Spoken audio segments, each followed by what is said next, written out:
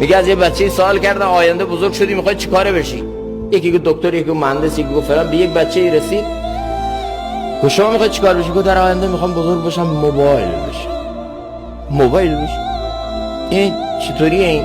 گفت به خدا تو خونه انقدر که پدر مادرم به موبایل توجه میکنم، با موبایل میخندم، با موبایل گریه میکنم، با موبایل زیر لحاف میرم، با موبایل از صبح بیدار میشم، با موبایل ساعت ها رو کاناپه و مبل نشستن، والله نصف این به من توجه نمیکنه.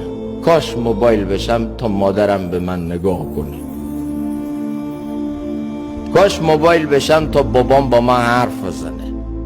کاش موبایل بشم که یه خورده تو خونه به منم بها بدن. بابام صبح از خواب بیدار میشه هنوز خمیازه نکشیده، دست میزنه چپ و راست، دنبال چی میگرده؟ موبایلش. یادش از من نمیاد، اگه یه هفته خونه نباشم نمیپرسه کجاست، ولی از خواب که بیدارم چشماش بسته است دنبال موبایلش میگرده. ما نیازهای عاطفی بچه‌مون اگه تو خونه تکمیل نکنیم، این میره تو خیابون یه بچه فاسد دیگه بهش میگه جان. تا گفت جان وا میده.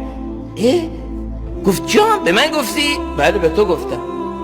و عجب من اینو نشنیدم، گوشم ناشناست. بیا من بعد جانم به بلدم چی بگم. بعد میبره اینو تو پارتی های ناسالم، بعد اینو میبره تو هزار فساد و تباهی. چرا؟ چون جانی که بعد تو خونه میشنید از یه بچه فاسد تو کوچه شنید. چون جانی که بعد از تو میشنید تو فضای مجازی از یه گرگی که پشت اینستاگرام، پشت تلگرام مخفیه، از اون گرگ شنید. یه اخلاق هم بیاز. با بچهش مشوره انی ارا فی المنام انی اذبحک فانظر ماذا ترى. مشوره شما چیه؟